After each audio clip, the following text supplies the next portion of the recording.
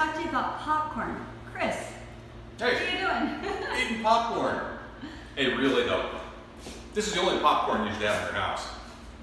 This popcorn right here, icky. Get rid of it. It screams 1980. We want to get rid of it.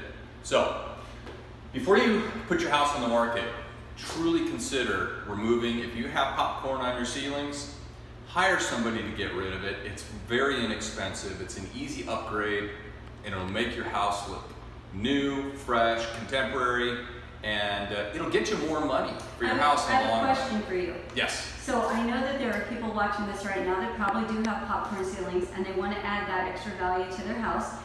And I want you to let everybody know, in your experience, if they have a house full of furniture and they don't want to remove everything, is that going to be doable? I mean, can that be done even if the house is full of furniture? You'd be surprised. I've actually seen crews that are experienced in removing this popcorn.